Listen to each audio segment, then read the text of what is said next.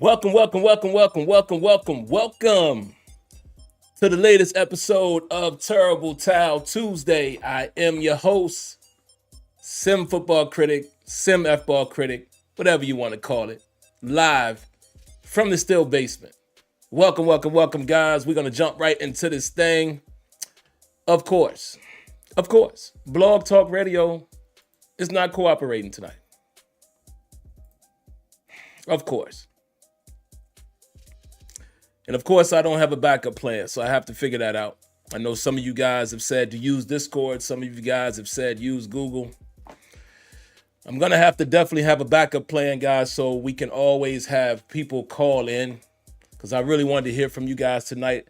I promise y'all I will take care of the backup plan. Stop dragging my feet on that. So I guess we're going to have to do it via text, guys, like we normally do. But I like to hear from you guys. I like to hear the voices. Blog Talk Radio is not being kind to us tonight. So I had anticipated not having many topics because I wanted to hear from you guys. So I guess we can still do it, like I said, via text. But all right, let's have the great show. Let's make the best of it. But welcome, everybody, man. Of course, we got to say hello to the early commenters. Who we have in here? Donnie Underwood, C.T. Pittman, Mr. Fleetwood. What's up, Mr. Fleetwood? Haven't seen you in a while, man. Good to see you. Mark Cunningham, the infamous Tim, the master of music, Lanisha. Hello, Lanisha, the lovely Lanisha in the building. Fellas, y'all already know the routine, man. Treat our lovely ladies of Steeler Nation like royalty. Say hello and lay out that red carpet for them. The Steelmatic Network with G Honda. Quite a name right there. He says, salute Steeler Nation. Salute, brother. You cooking. Oh, man. Appreciate it. What is this I got on my shirt, y'all? Got a little lint or something on my shirt. And let me just say this as well, guys. If my shirt looks a little, droopy, your boy just got off of the Peloton. Fresh off the Peloton, man. I wrapped up at 7:55, literally. Tired as you know what. But, I got on that Peloton, man. It's been a while since I rode it. Whoa. Hey, yo. But it's been a while since I've been on the Peloton, man, and now I'm getting back into that routine, man. Cycling. Shout outs to my man, Alex Toussaint. That is the instructor I normally follow. So, yeah, if you see a little condensation here, that's why. Look. Forehead probably still sweating. Little something. Let's keep it going, guys. Who we got going on? Who else? Vista Life. My man, Y-Dig in the building. Mark Cunningham in the building. Who else? Rajon 39. Brent Fox. What up, Brent? Dietrich Bundick. Who else? Mr. Winningham. How's it going tonight, sir? Good to see you. The real Missy 868. Hello, Missy. Hello. It's been a while. Hello, lovely lady. Guys, again, lay out that red carpet. Say hello to our lovely ladies of Steeler Nation. Jack Bauer in the building. Steelers Cards in the building. Ollie Howard is in the building. My man Antoine Hill is in the building. Oh, look at this, man. Jamar already hitting us with that Wonder Bread. Round of applause.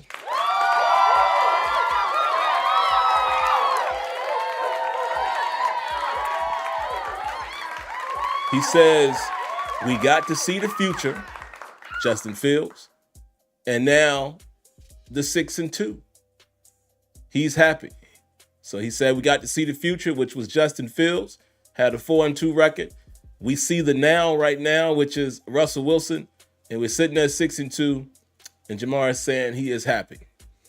Cannot argue with that, man. I am happy as well with what we're seeing so far. 2 games in of Russell Wilson. We'll talk a little more about that in a moment, but Steelers are sitting in a good spot, man. But you guys see what I have in the title right there. The title tells you the story.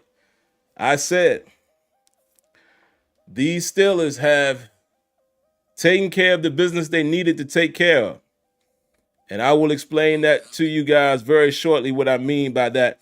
Couple quick topics I got, man, and then we're going to dive right into the... hold on, guys. Looks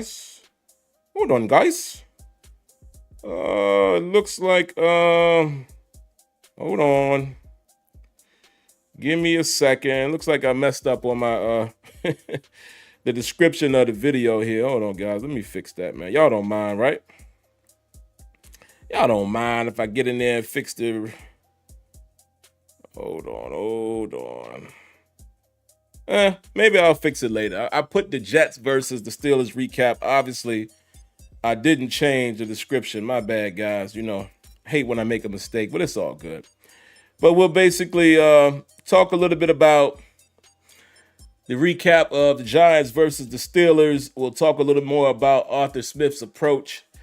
And we'll just talk a little bit about what the Steelers are doing right now. And then we'll talk about some news we heard today that could, in fact, affect the AFC North. Guys, this little piece of lint is getting on my nerves.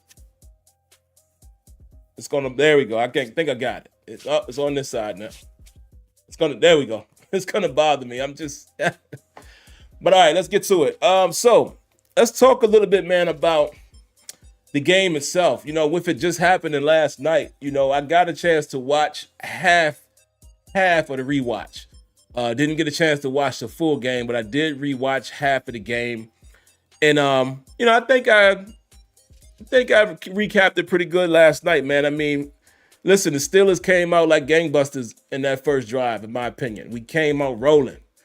And firing. A perfect mix of pass and run and a perfect mix of positive yards in both. You know, we got ourselves a couple explosive plays on the first drive. Nice run by Naji Harris. A couple nice runs by Naji Harris in the first drive. Jaylen Warren with a nice run, which was about 15 or 18 yards or something like that. We come out with the play action to Donnell Washington. You know, explosive play. Like, we were moving the football early and often. And then, let's not forget, we went down and scored.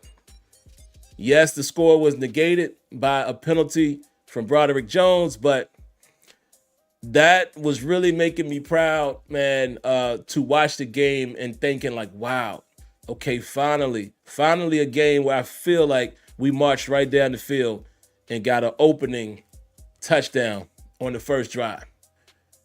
And unfortunately, it gets called back, man. But we looked really good on that opening drive. But then the flip-flop. You know, the flip-flop of that is the defense. The Steelers' defense, man, early on in that game, the first half, you know, we were allowing too much. We were allowing too much of, you know, chunk plays and too much opportunities marching down the field. And then we bowed up. You know, we did bow up later on. You know, we kept those guys out of the end zone as well. But I felt like they were moving the ball too easy. We were leaking in that run game. I don't like that, guys. I do not like that. Again, I'm the one who always continues to tell you guys, man, throw records out of the window when you talk about football. Football is football. Throw records out of the window. It's matchups, guys. It's any given Sunday, right? And I say all that to say really quick. I'll get my man will.i.am here in just a moment. I say all that to say, well, I have a larger point. So let me not get off course. Let me go ahead and address the Wonder Bread from will.i.am, and I will come right back to what I was saying about records. But round of applause. Thank you so much for the Wonder Bread, Will.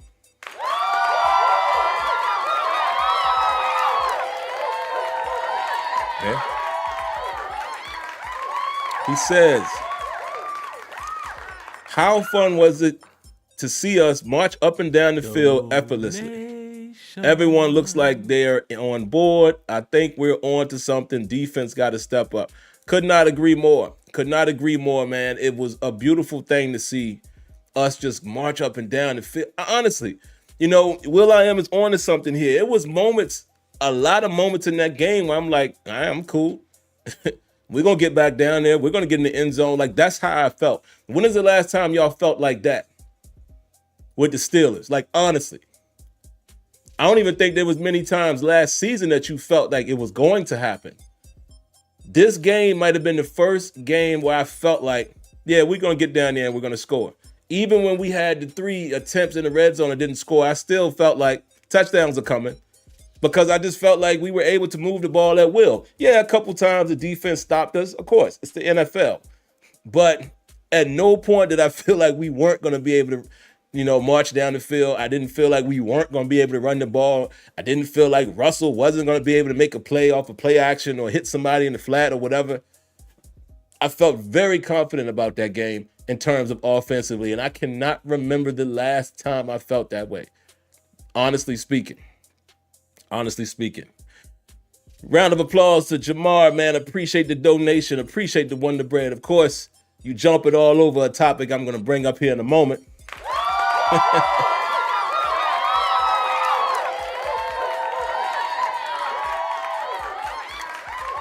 He says Diontae Johnson.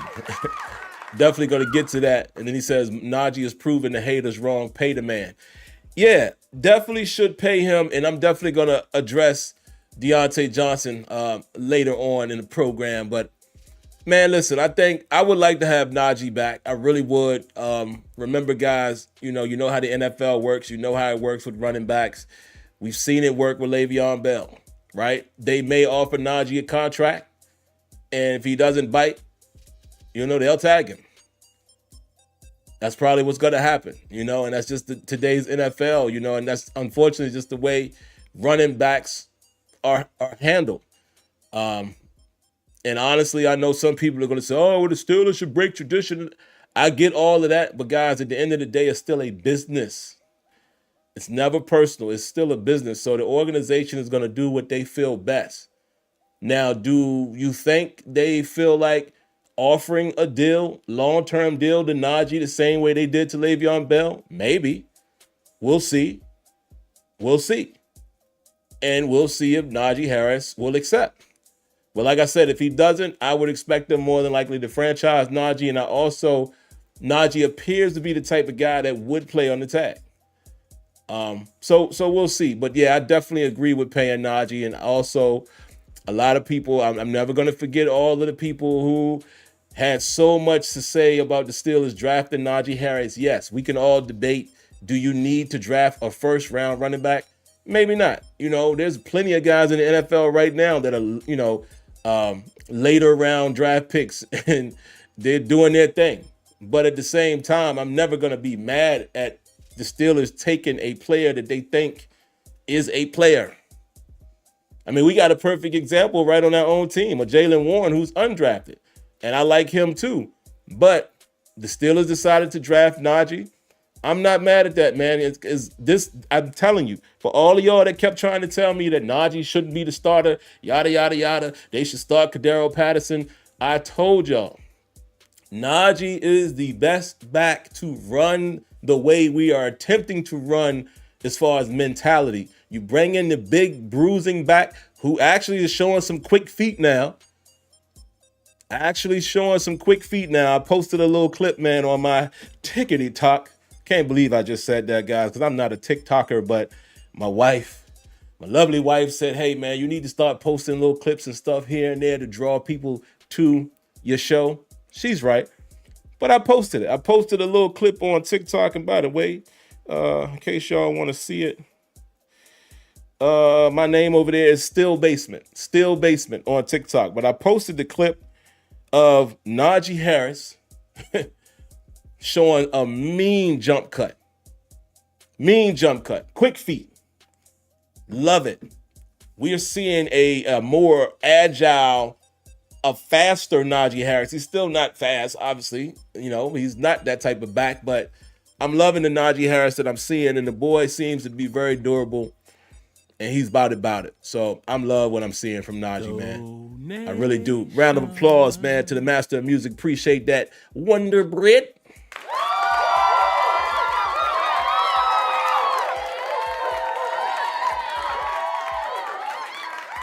He said Naj dropped that weight, and it's helping him. Yeah, man, he doing his thing, man. Shout outs to Naji Harris, man. Big time.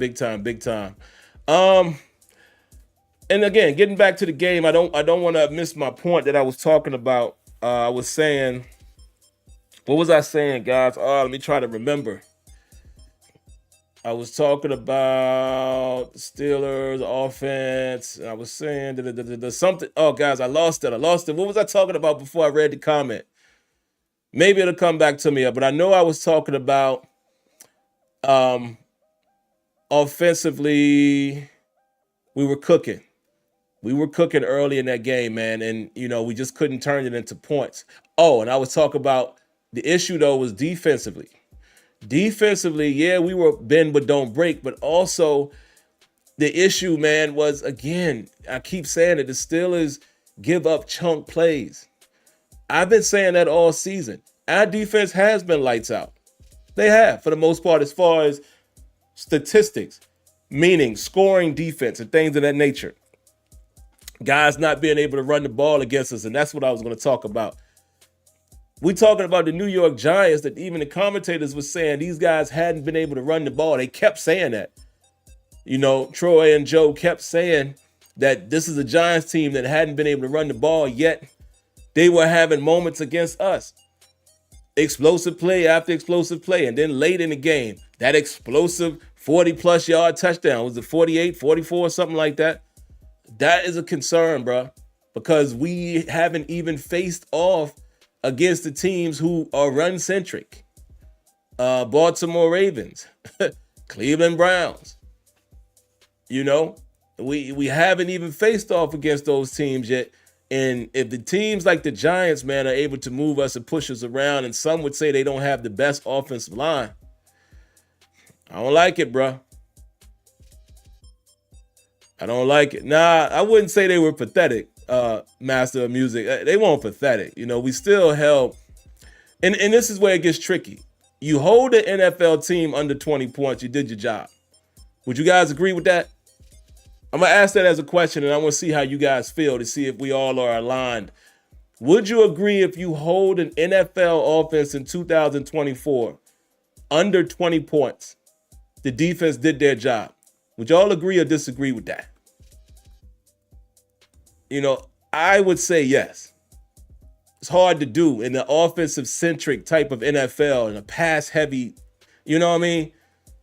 And calls favoring the offense, so I understand your point, Master of Music. I definitely understand what you're attempting to say when you say they were pathetic, but that's the tricky part of this defense.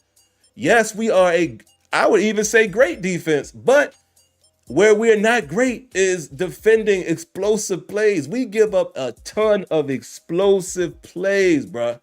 A ton. That's what hurts me, man. Let's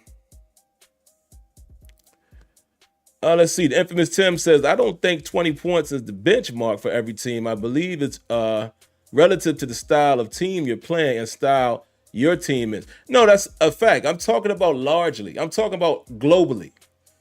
Globally in the NFL, a lot of teams are capable of scoring 20 or more points. I'm just saying. From a global standpoint, you're definitely right. There's some team style of play. Right. I'm just talking about on a global scale. To hold professional football teams under 20 points, defense did a good job, man. So if you're saying that you only have to score 21 points to win, that's something in the NFL. And look, our Pittsburgh Steelers did that a few times this season so far. It was one game where we only scored 13, right? But yeah, man, I just hope our defense can bow up a little bit. We're going into the bye, we're getting into the second half of the season, and I know nothing is perfect, but I just hope, they can find a way to lock down the run game. We did stifle it much more in the second half, and we gave up that explosive touchdown, but we did have a better outing in the second half. But outside of that, man, it wasn't too much more that I come away from rewatching the first half or just recalling last night's game, other than, I got to say this again, man, Russell Wilson, bro. Russell Wilson is showing some really good accuracy. You hate it or love it. Again, this goes back, guys, to even the beginning of the season when some of you debated who should be the starter. It goes back to a couple of weeks ago when a lot of us, myself included, I was happy with what I was seeing from Justin Fields, and I was looking forward to his upside. At first, I did not like the decision. You remember during the week, I was like, I don't want to mess up the chemistry. But then I came back later that week in the before play video, and I said, you know what? Let's look at it from Tomlin's standpoint. Their intention was to put Russell Wilson on the field and allow Russell Wilson to do what they were hoping to do with him before even trading for Justin Fields. Remember, this is one point that we can't forget. There would be no Justin Fields if Kenny Pickett did not demand a trade. And Tomlin always says that he doesn't believe in injury forcing someone to lose their job. So I was like, even though I wanted to see Justin continue to grow, let's see what happens with Russell Wilson, man. And I don't think many people can complain so far, 2 games in. We'll see what the future holds, but Russell Wilson is throwing some darts, some dimes. Lord have mercy, man. So many of them in last night's game, and some of y'all might not agree, but there was like 4 throws that was, yeah. Wonder Bread from my man CT Pittman. Round of applause. Appreciate it, brother.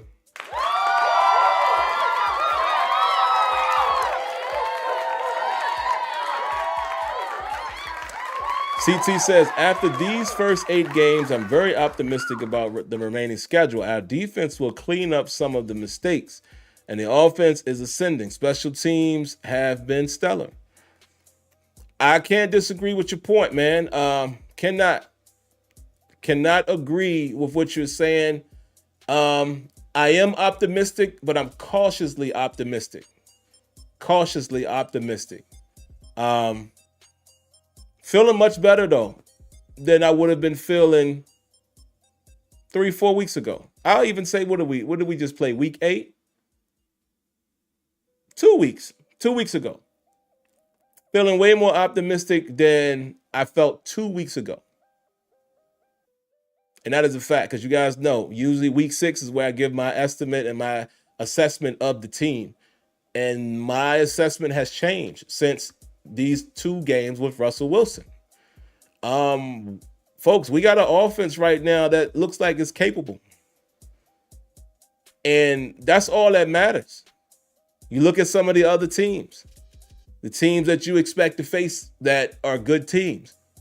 They are capable of scoring, and they're capable of producing defense and defensive stops when needed. That looks like and sounds like the Pittsburgh Steelers.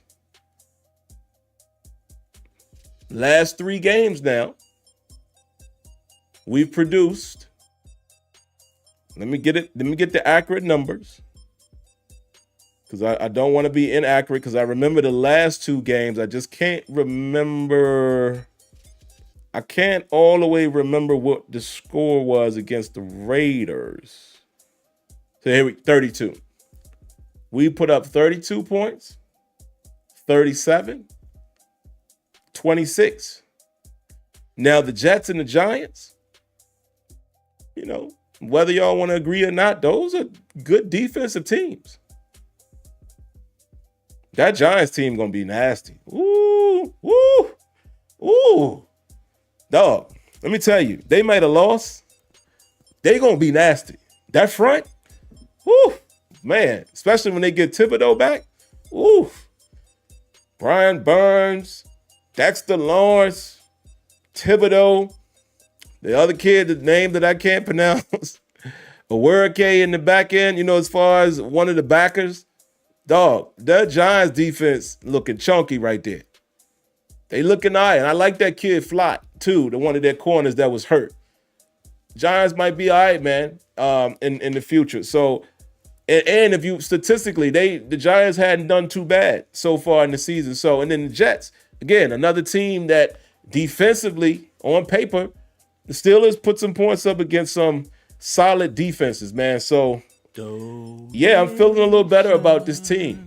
CT Pittman with some more Wonder Bread. Here they go with the Wonder Bread. Thank you very much.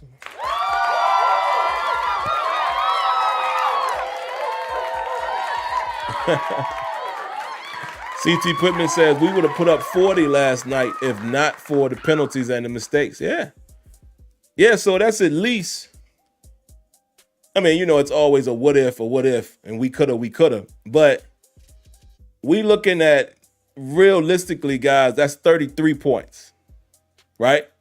Realistically. if that first touchdown isn't taken away and you just want to add the amount of points, we potentially could have scored 33. But, I always say that cautiously because, that one touchdown, you never know how that shapes the game and what we have needed to have scored more. Actually, wait a minute. You think about also the George Pickens play was a potential touchdown, and it wasn't we almost scored. No, that was a touchdown.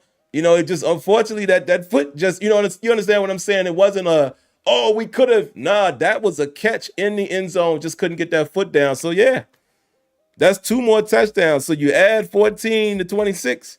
What do you get? What C.T. Pittman said. So, yeah, man. I think this offense and this team is starting to click. They're starting to come around, man. It's very cliche, but you hear Russell Wilson says he thinks something special is happening. It's looking like it. But like I said, guys, I'm going to be cautiously optimistic. And I'm about to get into that as well. Let me make sure I didn't miss any other topic. Obviously we're off this coming week. Talk about Arthur Smith real quick, guys.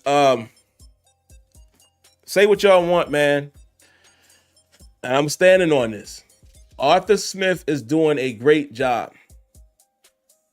There are still some questionable, situational things. When I say situational, I'm just talking about the fronts that you face and what you choose to run head first into, that I can still be like, But largely, I told you guys, I judge offensive coordinators on how they call a game, the play structure. That's what I judge them on. I don't always judge them on if the play worked. The play work comes down to execution. And just even from the half of the game that I rewatched, and I watched a quarter worth of all 22,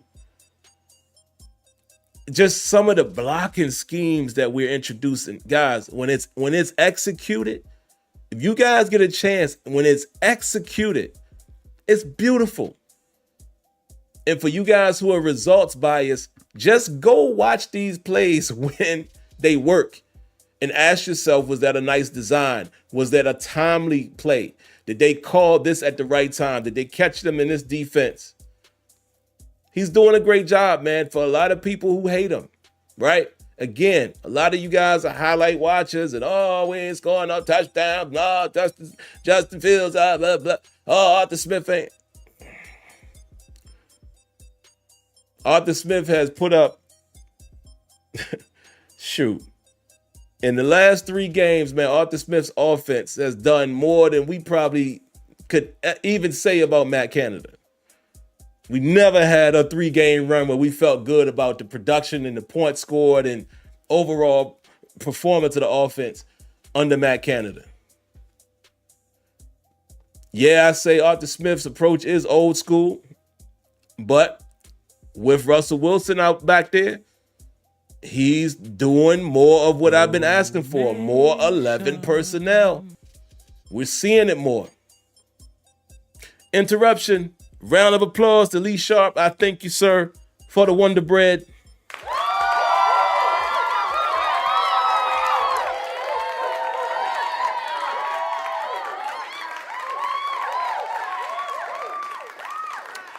Lee Sharp said, did you know about the left and right foot having to be down for a completion?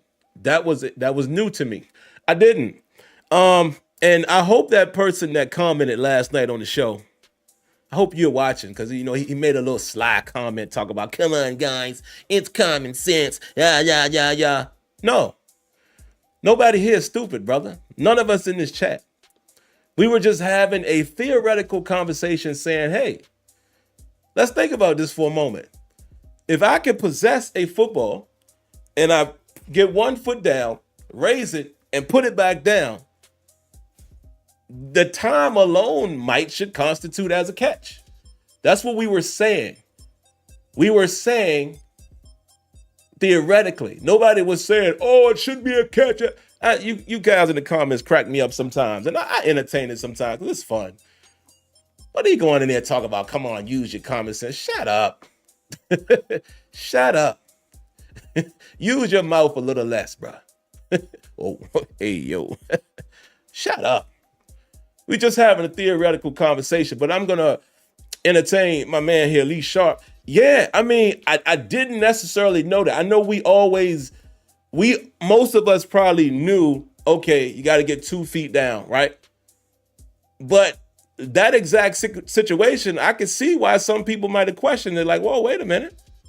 Hold up. Especially when one knee equals 2 feet.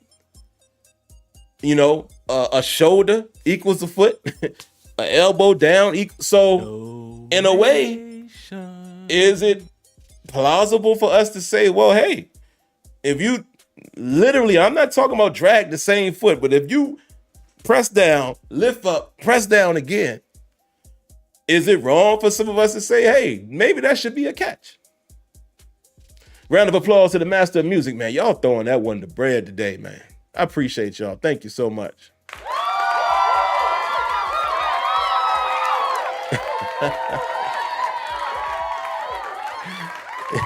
He said, forget about the TD. What about WWE Pickens? Man, that was funny, bro.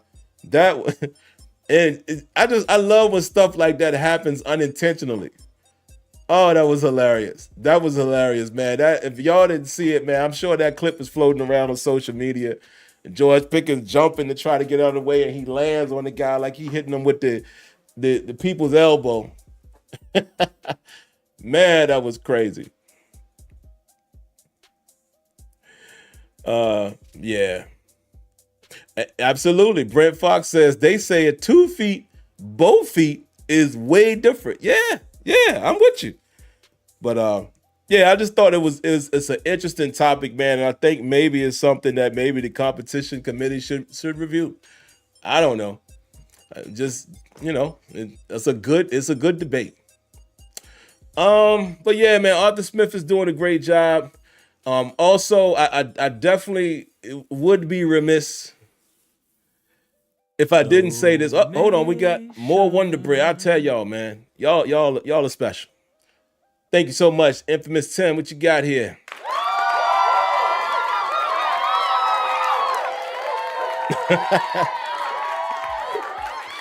That's funny. He said, Infamous Tim says, if I hop on one leg for 50 yards, that's not a catch. This is what I'm saying. I think it's debatable, man. So, yeah, something they might should look at. But guys, let's talk about this really quick as well. And then, you know, I swear we're going to open it up to the chat for a while since Blog Talk is not working for us. Oh, yeah, JC Kelsey did say. Here's the thing. This is why I'm cautiously optimistic. Cautious. We give up so many explosive plays in the run game. Ravens, man, are on my radar, bro. I know what y'all gonna say. Lamar never has a game against us. We play Lamar so well. Okay. But I'm going to borrow something from Mike Tomlin when he says, listen, I'm not concerned with last year. Last year's last year. That does not mean that Lamar Jackson doesn't have the capability to ball out against the Pittsburgh Steelers. In no way, shape, and form does it mean that he is not capable of doing that. Derrick Henry.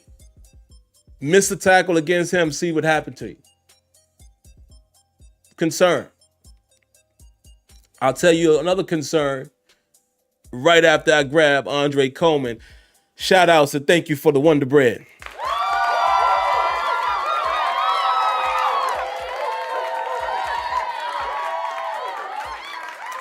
He says, hey, Sims, great win yesterday. How you feeling about the team going into the bye? Perfect timing, Andre. I'm about to go into it right now. I feel good about the team, but cautiously optimistic. Because our defense gives up too many explosive plays, man. I don't want us to have to get in shootouts with these teams. The Ravens, let me tell you something. And I see Joe Manick says, Browns stopped Henry. That's how you beat Ravens. listen, we can sit here and say what other teams do all we want. The Eagles stopped the Giants from running the ball too, but they ran the ball on us last night, didn't they? Man, I got to interrupt myself once again. Why, Diggy? Shout outs and thank you for the Wonder Bread.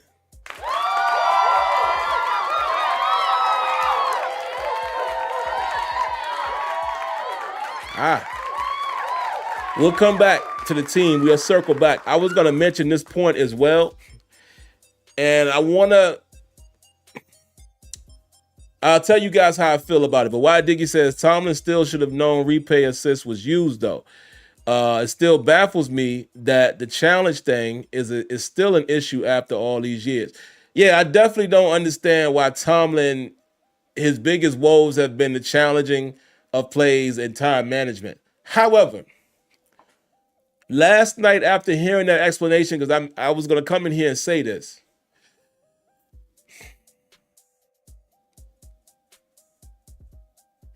I'll give him a little bit of grace on his explanation. It's possible. It's very possible that he didn't know that replay assist had already overturned or replay assist was used to determine the outcome, right? That's possible. This is the reason why I say it's possible. What I don't know is how soon do they get that info. We hear it on the TV, but it was quick. It was really quick. So I would give him a slight pass on that specific situation. But y'all know how I feel about Tomlin and his challenges. But also, again, I feel like it can't just be Tomlin. That's the part that I'm confused about. Who else is nobody else in the organization, in the booth, on the sideline responsible for helping him with that? That's what I don't understand. That's the part I don't understand after all these years. There's no way. I mean, I have no way of knowing this, but I would hope that it's not just the head coach. But all in all, the Steelers, and we got to put it on Tomlin's head. We've done a terrible job challenging plays and time management in Tomlin's tenure. It's just crazy. Yeah, it's just crazy, bro. So I don't know. I guess that's just something we got to live with because, like you said, all these years and it's still an issue. But yeah, I will give him a slight pass on only last night's situation because it's plausible to think that maybe he did not know in the moment that replay assists from New York had already buzzed down. So that's possible. Let's get back to the Ravens, guys. Listen, I don't look at all of that, what this team did to that team did to that team. Like I said, the Giants could not run the ball against anybody else, and they ran it on us. So if we want to say that the Browns were able to stop Derrick Henry, okay, the Browns do have a nice defense as far as personnel. That does not mean that we're going to stop them because, like I said, Pittsburgh Steelers have shown us, for whatever reason, they have a tendency to allow explosive plays. Now, it seems like we do adjust in the second half, but I'm just saying the Ravens look strong. I'm not going to be a homer and sit here and say, oh, we're going to smoke the Ravens. No, I don't think that. I think we have a better chance to beat them, a better chance, but I'm not calling it right now. The Ravens look like the strongest team in the AFC, just my opinion.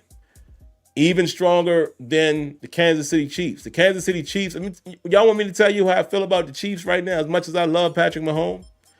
And I've watched plenty of their games because Patrick Mahomes is my fantasy quarterback. It hasn't given me many points. They're not scoring. Kansas City is not scoring. You know who Kansas City remind me of?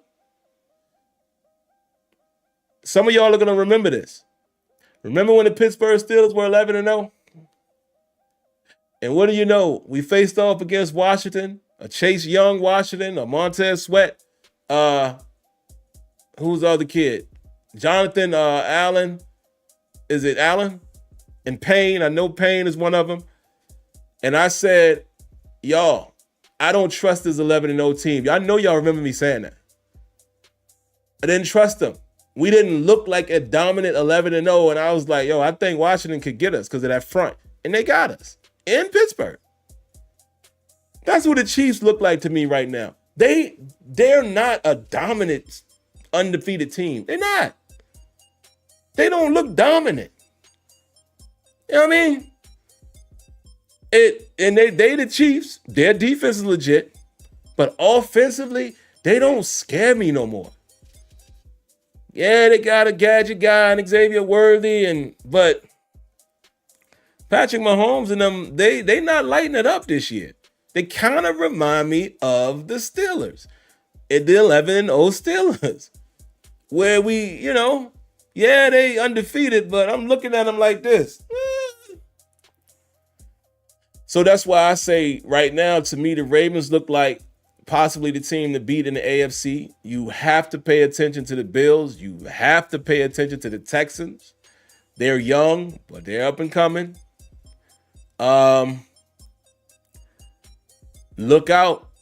I think they're on their way of being out. I think one more loss and it's over. But I was going to say, you still got to look out for what Joe Burrow can do.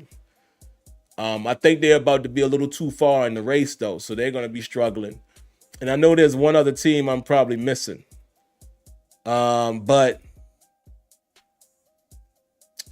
yeah, man, I think Baltimore is the team to beat. So I'm not going to sit here and act like on my high horse or on my Steeler platform. And just because they are our rival, I'm not going to sit here and act like I got rose-colored glasses on. I'm sorry. Round of applause to Jamar Sanders, more Wonder Bread.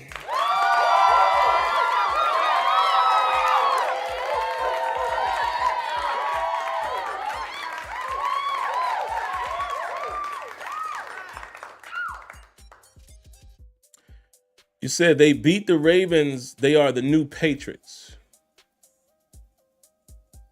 Are we talking about the Chiefs? Yeah. Buffalo scares me. Buffalo definitely scares me a little bit. Josh Allen, one of them, yo. You know what I mean? He's one of them. So let's pipe it down right now, man. But I do think the Steelers are in the conversation as of today. At week 8, the Steelers are in the conversation as a team you could be concerned about. They are. We looking like that team that, hey, I don't know if y'all want to play them. We're looking like that right now. We're looking like that team when the playoffs come around and let's say the Steelers get in, teams like, yo, man, who let them in? Why y'all do that? They might knock one of us off. That's what we look like right now. We look like all of the other AFC teams that know they go, hey, yo, we gonna see you. Hey, yo, we gonna see you. Yeah, we see you. Yeah, at the end of the game, hey, man, keep going, man. We'll see you again. All of them sitting at the table, and then the Steelers walk in. The Steelers walk in, and some of y'all will remember this. He walk into the meeting to the co-op like Marlo. The Steelers coming in there like Marlo in the co-op. Everybody looking around like, yeah. Some of y'all might get that reference. That's what we looking like right now. We step in the room and why y'all let them in? Man, you can't let them in here, man. You know they got the potential to be somebody. That's how we looking today. Round of applause to CT Pittman, man. We got Wonder Bread flowing in, boy.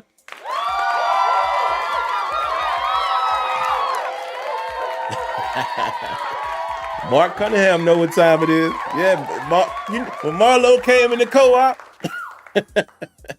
them boys was shook.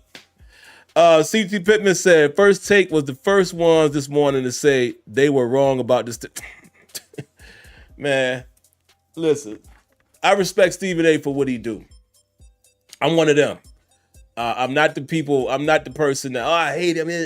Dog, y'all got to see past all of that. You know what I mean? Like, Stephen A is a character. Stephen A is a character. Stephen Smith is probably a different guy. You understand what I'm saying?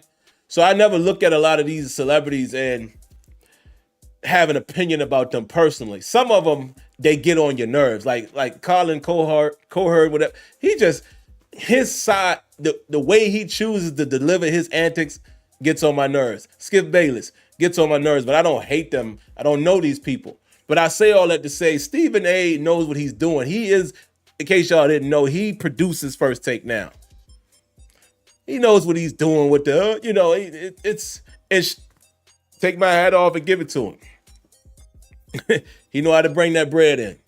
But I don't pay attention to none of them talking heads, man. I pay attention to, I respect the players. And that's not a disrespect to the journalists. I'm just saying the players usually give a player's opinion. Like, somebody I really like right now, because he's always talking football, whether y'all agree or disagree with him, Dan Orlovsky. I love Dan, man, because Dan always speaks from the football perspective. Whether he's right or wrong. In some cases, he'll be like, I was wrong on that. But he's always giving that football perspective. Romo. Some of y'all hate Romo. I love Romo as a commentator. It's one of my favorites right now because he's talking ball. You know what I'm saying? But yeah, of course they're gonna backtrack now. But yeah, Mark seen it. He know what I was talking about, yo. The Pittsburgh Steelers at 6-2 right now with the offense that we've shown over the last 3 weeks and the offense that we've shown with Russell Wilson over the last 2 weeks. And what the defense is capable of with TJ Watt and Alex Haas. Oh, let's give them guys all the praise, and I will in a second. And them taking the ball away, whether it's interception or forced fumble, we looking like Marlowe when he walked into that co-op. Nobody right now is trying to fool with us or allow us to get into the dance because we could be dangerous. We could be a wee bit dangerous. But y'all know what time it is, don't you? Y'all know we can't. We cannot end a show. Hold on, guys. I heard somebody at my doorbell. Hold on, let me see. 1 second, guys. All right, here we go. Y'all know we cannot continue further with the show without one of my favorite segments of the show now. Love it. I love it. And in case you're new to the show and you're unfamiliar with what I'm talking about, yes, I'm talking about no other than the Big Hat Moment. The Big Hat Moment. Oh, yes. Oh, yes. Oh, yeah, we got some big hat moments, baby. We got a few. More than 2. Ready for you. Let's get it popping. The first big hat moment, in no particular order. But the first big hat moment is Naji Harris. Naji Harris is the first one who is going to get and receive the Big Hat Moment. Let me tell you something, man. Naji Harris gets a big hat moment, a tip of the big hat, because 3 consecutive games with 100 or more yards rushing. This guy's running like he is possessed right now. You don't believe me? Look at the 2-3 yard runs that he has that you think was going to be 2 or 3 yards. They end up 6 or 7. Not only is he looking quicker, not only did he drop the weight a little bit and got a little lighter on his feet, vision seems to have improved a little bit. Not only that, but it's the toughness. Them little runs. I forget which game that was. Remember when he went into the pile? The next thing you know, he comes out of it and he rumbles for like another 20 yards. Forget which game that was. That was a couple of weeks ago, but I forget who we were playing. But y'all remember. This guy is running like he's possessed. He running like he know it's a contract year. Love it. And I'm just giving him the big hat moment for consistency and having another game, man. I mean, Naji Harris, Yeah, Naji has some big runs in this game, man. And for that, my friend, you get a tip of the big hat. Absolutely. All right. Next up, we're going to do a dual presentation.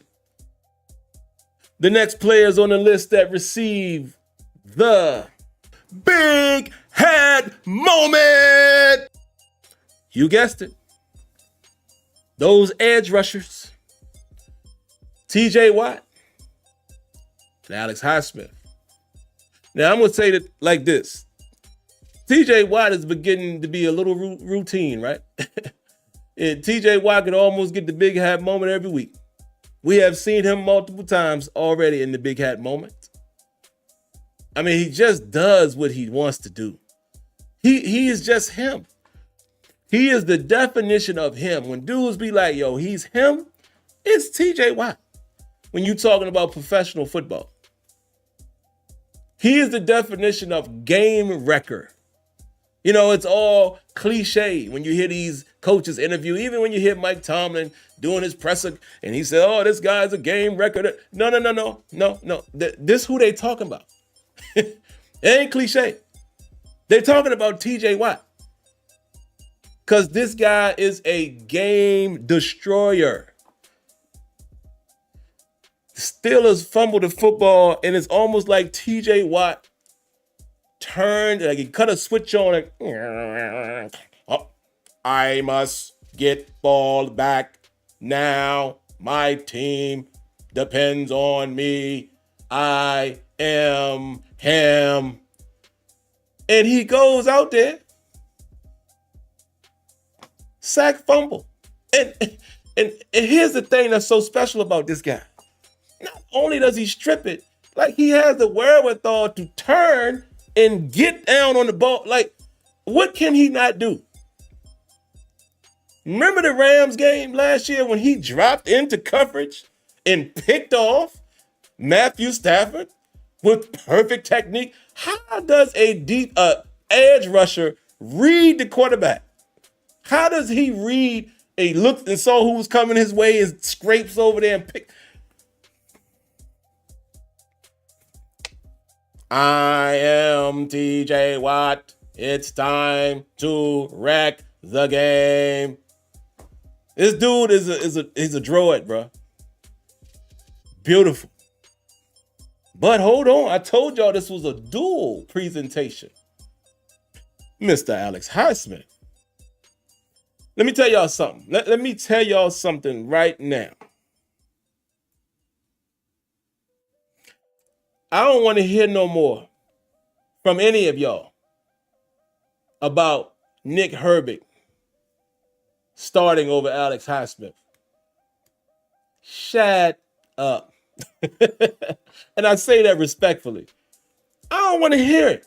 Because y'all some of the same ones that be like, man, you know, they should start Cordero Patterson and Naji. They need to put Naji on the bench. Y'all the same one. Highlight watchers. And I told y'all, no. We need that three-headed monster. I love what Nick Herbig is doing, but do not, bet not discount what Alex Highsmith brings to the table, ladies and gentlemen. We have seen it now for 2 games. Can I remind you guys last night that Alex Highsmith, 2 sacks. But not only that, I did the dual presentation because TJ Watt and Alex Highsmith had back-to-back sacks on a drive. Y'all remember that? Like they Drake. Going back to back. That's crazy. But something that y'all might not know that I didn't even know, because I didn't look at the charting, but I saw it today. Alex Highsmith had 12 pressures. 12. Yes, 1 and 2. 12 QB pressures in 1 game. Bruh. Don't come talking to me about Alex Highsmith being benched for Nick Herbig. As much as I love what Nick Herbig brings to the table, shut up. We need all three of them. I don't understand why some of you guys, the Steelers Nation, always want to, take him out and put him in. No, rotation. Because guess what? Before Cordarrelle Patterson came, y'all said the same thing about Jaylen Warren. He needs to be the starter. Naji Harris is sorry. Y'all said the same thing. And then here comes Cordarrelle Patterson in the Colts game. Nice drive before he got hurt. Naji Harris needs to be benched. Don't, y'all better not say it again. You better not say it again in this chat.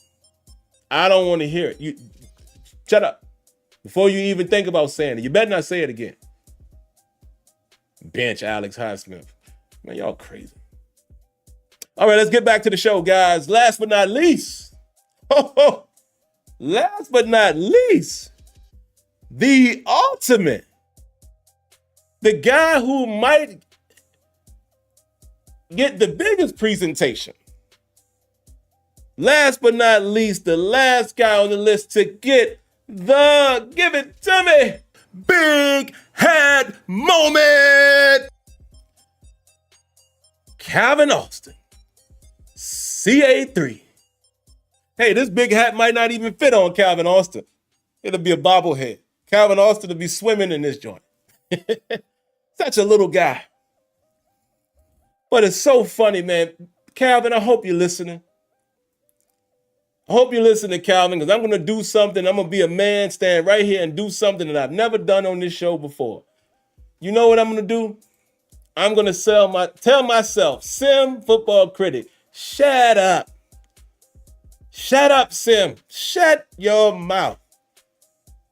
You know why I'm going to do that, Calvin Austin? Because I was the same one that sat right here before these lovely people, and I said, man, Calvin Austin, man, I don't know. I'm just so scared when he returned it. He don't really, tried to play you. I tried to play you, Calvin Austin, and I said, man, you ain't really, the return yards ain't really been what they, Shut up, SimFBallCritic. Shut your mouth. You shut up. I appreciate you shutting me up, Calvin Austin.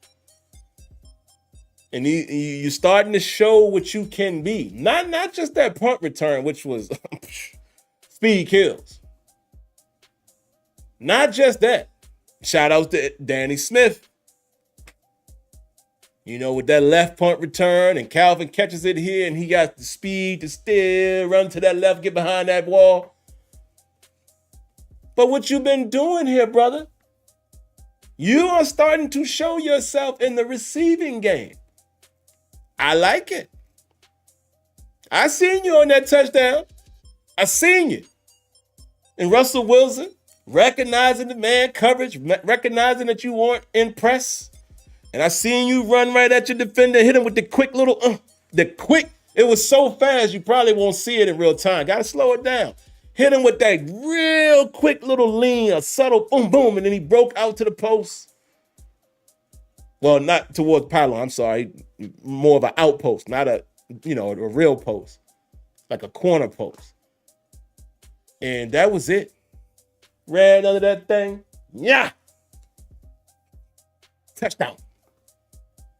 Calvin Austin, you, my friend, for that performance last night, I'm taking off the big hat and handing it to you. Way to go. Love it. We've been waiting for you. Glad you have arrived, sir. And for that, you are the one who concludes tonight's rendition of the Big Head Moment. That was fun, guys. I had fun doing that. I cracked myself up. But yeah, Calvin Austin, man. Hey, Calvin Austin did his thing, man. Really good to see him. Like I said, he told me to shut up. He told me to shut my mouth. My bad, Cal. See, I told you guys, none of us are immune to, saying stupid stuff sometimes. But my apologies, brother. Calvin Austin, man, again, right before our eyes, guys, he's starting to become more than just a gadget guy. He's starting to become a little more of what he was in college, right? Where it looks like Arthur Smith is finding ways to utilize him. And again, most people are going to applaud the punt return, of course, but again, man, just looking at how we utilized him in that situation, moving him into the slot and running that particular route against the man coverage. And then, of course, Russell Wilson having the wherewithal to see what was coming. See, this is what I'm saying, the veteran stuff. Surveyed the field, felt like the blitz was coming. Brought Pat Freiermuth, brought him back because Freiermuth was in the bunch. He hit him brought him inside, put Freiermuth in pass pro. Still saw the alignment, still knew it was man, and running that route that come right at you and then break out towards pylon. And Russell even backing up on the retreat through that thing. It was a thing of beauty, bro. So, hey, man, Steelers might not go out there and get another receiver. But almost forgot. Almost forgot. Speaking of receiver, Diontae Johnson has been traded to the Baltimore Ravens, folks. Say what y'all want to say about him. I saw what some of y'all calling him dropson. Okay. Let us not forget what Diontae Johnson really was for Pittsburgh Steelers. Some of y'all are only going to talk about, his drop. Guys, his drop percentage was not higher than some of your better receivers. Truth be told. Yeah, he has some drops here and there in impactful times, but I'm just saying, a lot of receivers drop the football. Deontay's drops wasn't as bad as some people make it out to be, but what he did for us. Let's not forget Diontae Johnson's route running. Let's not forget Diontae Johnson's separation. Let's not forget his feet, his shiftiness. The boy might be a problem. He might be a problem in Baltimore with Zay Flowers, who's already, coming into his own. Lamar starting to like that a little bit. Getting some stuff out of Bateman. Andrews back in the fold now. Likely, and again, I think likely is a matchup nightmare for linebackers. You put Diontae Johnson out there, hey, boy. Hey. I'm just saying, bro. Y'all say what y'all want. That boy is nice. Say what y'all want. Diontae is that guy. As far as doing what he's capable of doing. Route, combinations, separation, man beater. That's Diontae Johnson, bro. So, okay. We'll see. Not scared. Definitely not scared of it. I'm just saying it ain't nothing that you can just, bat an eye at and just be like, nah, pay attention. That could be something. Don't fool yourself. But yeah. We shall see. But all right, man, let me spend a little bit of time with you guys, man. Let's spend a little bit of time with y'all. Yeah, man, the Andy Isabella signing, I'm not sure how I feel about that, man. It's clear that we're just getting a lot of speed. When you think about a Calvin Austin, it looks like you think about guys like Scotty Miller. I mean, it's clear that we are trying to get more speed. I don't know what Andy Isabella brings to the table, though, as far as where he fits in the current offense.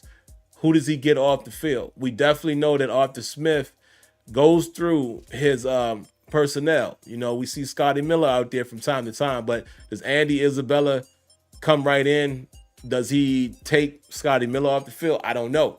He's new to the fold. I hope we get Roman Wilson back at some point. Man, again, guys, I hope we're not dealing with an offensive version of Sinquez Golson. Where we just can't get our guy on the field, or more recent, Corey Trice. And, as far as Corey Trice's first year, I hope we get a chance to see Roman Wilson at some point in this season. But I don't know, man. Look, Steelers cards just said it. I don't know if he plays this year. That's upsetting.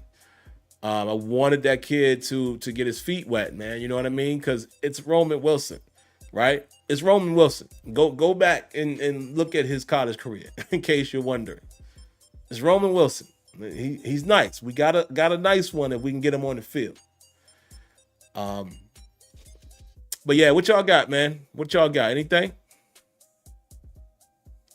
M. Marcus says Diontae Johnson is dangerous. He definitely is, man. Again, with the Ravens, he's dangerous. Some of y'all gonna sit here in front. He is dangerous. Say what you want. The boy is dangerous. You know what I mean? Because it's funny, because when Diontae Johnson made plays for the Steelers, I ain't see all of this back talk. I didn't see all of this slander. Like, stop playing yourselves, man. Stop acting like this kid is not capable of playing well. Dan Moore you haven't heard me say much about Dan Moore here lately. Shutting me up. CT Pittman says, what's your thoughts on Tomlin said about Roman Wilson? What did he say? You talking about from before when he said, I don't remind me, because there's a couple things that I heard him say in the past. So I want to make sure I quote or I respond to your question correctly. What was it he said about Roman Wilson, or specifically that you're referring to?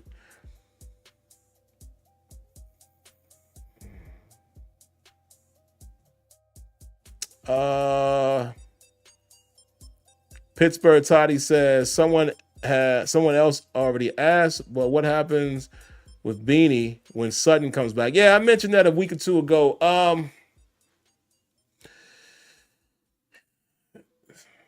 I even asked Dave and Alex from Steelers Depot on their podcast, and they answered my question.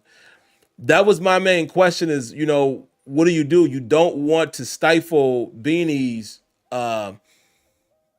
development, but do you think you can get something from Cam Sutton? I think what they do, I think they'll utilize them both. That's kind of what Dave Bryan said as well. I'm glad he gave that response. He's probably right. They're probably going to find ways to use them both where they'll be able to mix and match and potentially create different packages where they're both on the field. They might find situations where they can get them both on the field in dime. I look at it like this. And I'll have to look at the film because I haven't paid close attention to it, but are there situations that maybe you don't have Edmonds on the field? And like dime situations, do you replace Edmonds with Cam Sutton, who has played some dime safety for us, right? Or dime backer, or, So I'm thinking that's probably what you do. It gives you more flexibility on what you can do on the back end. Well, a full complement of guys, like, with having a KZ come back in the fold and, full complement of guys. So I think they'll find ways to get them both on the field. I think what you cannot do is sit Beanie Siegel, as I call him, Broad Street Bully. I don't think you can sit this kid down, man. What type of football shape is Cam Sutton going to be in now? It's a lot of questions. You don't go disrupting that. Or you just put them through a rotation, man. You do it kind of like what we try to do with pass rushes. Have a 3-man rut, and then maybe you have a 2-man, rotation at the nickel spot. So we'll see. It's gonna be interesting though, because then you got to figure out who's up and who's down, like who dressed and who doesn't dress, and you have to look at other positions and decide who you want to have active for game day. So it's gonna be very interesting to see how that goes. What else y'all got? Andre says Diontae might be a bad fit in Baltimore. Remember, there's only one football. Maybe, but hey, Lamar has been spreading it around. But if I take the other narrative of your comment there, maybe Diontae gets frustrated in Baltimore. Maybe his personality doesn't fit. Mark Cunningham says, going to be crazy to see Diontae go against Joy Porter Jr. and Jackson. Yeah. You know what?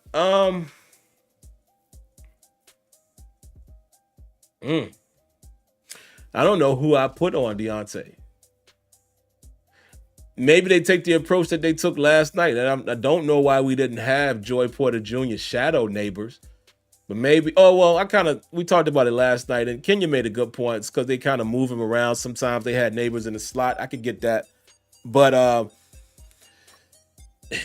maybe they just play their side, and John, Diontae will face both of those guys probably throughout the game. Diggy says, with Sutton coming back and Trice getting healthy, the Steelers have options. Yeah, very much so. Very much so. What else y'all got, guys? Give me a few more before I go. Master Music, he just deleted it, but I saw he said, I got to admit, I'm getting anxious. I feel you. Steeler Card says, Steelers use Cam Sutton at safety a lot during preseason as well. Yep, sure did. Eric Brewer says, we need another playmaker. I'm with you there. You know what I would like to see, man? And again, some people are going to say he's not doing anything because there's not any interceptions.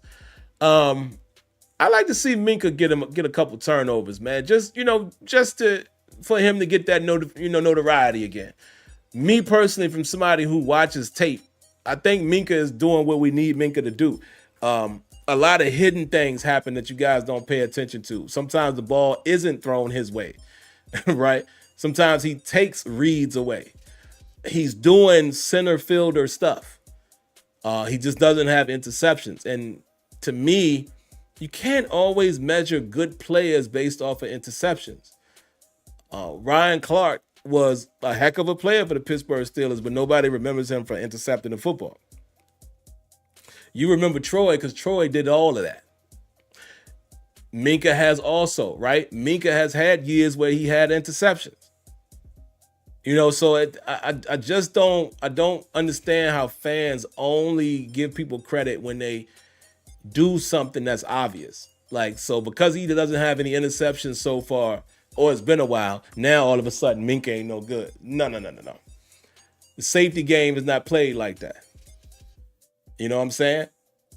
And Deshaun Elliott is allowing Minka to be able to do what we need Minka to do. Think about it. Some of them other seasons when you saw Minka making a few more plays here and there, he was in the box. Now Minka could just be back there and be a center fielder like this, chilling. It has to make very tough decisions, like the fourth play of the Giants drive when they hit us deep to Slayton. Don't even get me started. My bad for channel members who didn't get all 22 footage last week. My bad. I had so much going on. I promise you'll get it this week. You might even get it tomorrow. I promise you. But I'm going to show you that play where we're doing that thing that gets on my daggone nerves. I sent it to Kenyon today. Diontae Jackson playing 8.5 yards off the ball, turning in, giving him the inside in a cover one, right? I understand you force him inside because you got your safety over the top, but it's not going to work in that scenario because Minka has to choose who he goes to play. He starts cheating towards neighbors, understandably, and Slayton beats Jackson right down the field. And it's because he's so far off the ball and he's trailing with his back like this, and his back facing to the right, giving him the inside, and Slayton blows right past him. It drives me crazy. However, Terrell Austin, I will give you credit for playing more man coverage and trying to be more in their face, but there was still too many times where you only had that on one side. Even if you don't want them to get hands on them and play press, let's cut that split a little bit. Let's stop. Like, what I don't like that we're doing from the technique standpoint is we're tipping where we want you to go, right? It's almost like you guys play video games, right? It's almost like if you was playing Madden or college football and you shading to the outside. You know what I'm saying? Like, it's like you're manually saying shade and then you see the guy shift. That's how Diontae Jackson is like this. He's like diagonal, letting this receiver know I'm forcing you that way. Run that way. And if the receiver if we can see that off the line of scrimmage, don't you think offensive coordinators are gonna say we're gonna run a slant, we're gonna run a post, we're gonna run a skinny post? He's giving it to you. Stop that, man. We gotta stop that. And that's the thing where some people would say, "Oh man, Diontae Jackson is getting trashed." Yeah, but it's he's beat off the ball in that scenario. Trust me. He is beat off of the ball in that scenario. He is beat from play call. Because of the way we are playing it and the way he's aligned, he's beat. Ain't nothing he can do. Especially with a guy like Slayton that's got world-class speed. Yeah, I don't know. I don't know. Real G Lee says, Sim, do you feel the team has been properly prepared for the gauntlet of upcoming? And I think Tomlin has done a masterful job coaching. Do you think he deserves Coach of the Year so far?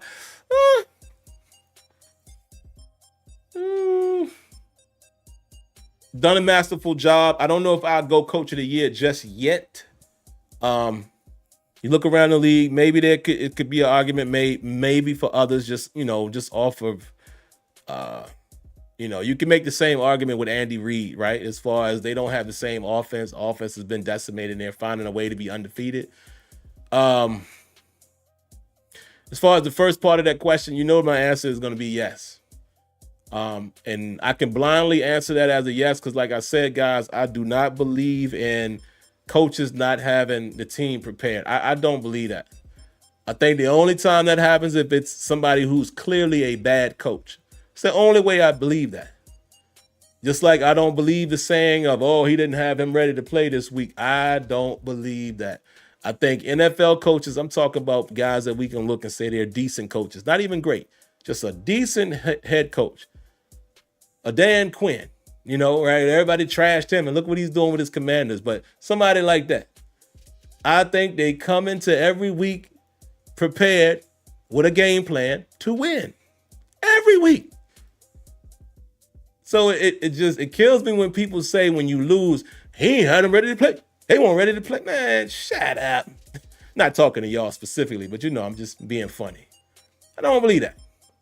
So that's why I can confidently say, yeah, I think they're prepared for the gauntlet. I think the players are telling us, listen to them in the interview. They're telling us that, Mike Tomlin he's letting us know how this next half is going to be. They're prepared. Will they execute and perform? TBD. We'll see. I think I'm going to go ahead and get out of here, guys. Let me see if y'all got maybe a couple more. Yeah, Rajan, I truly agree with that. Joy Porter Jr. has got to work on his technique, man. He's too handsy. Carlos Burgos says, if we make the playoffs and Fautanu is healthy, do we start him at right tackle over Jones and keep him Moore at left tackle? Because so far I see no reason to demote Dan Moore. Carlos, C. I agree, sir. Absolutely agree with that entire statement. Absolutely, yes. And that ain't even a question about the foul. Yes. I don't care. And this is a situation where I don't care if Fautanu ain't played football in 6 months. Yes. Put him out there. Because Broderick Jones has just been too up and down for me. And again, let's not forget, Fautanu had taken his spot early too. Even when Fautanu was nursing the injury, and they already was like, oh, he's starting this week. Like, it is clear that the Steelers, the coaching staff, like what Fautanu brings to the table more than Broderick Jones. Because y'all see how fast he got the starting spot and took it back. Even though Broderick had played a game or two, took it back. He will be the starter this week. From gate, they were saying that. So, absolutely. But I'm not 100% sure he comes back though. I think he might be a guy that's he may spend the season on IR. Man, we'll see. We haven't heard much of a update from him here lately.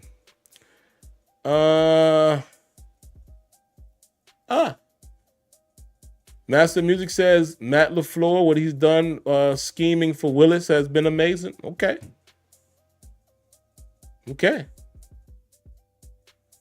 Can't argue that. Old Malik Willis out there getting some burn.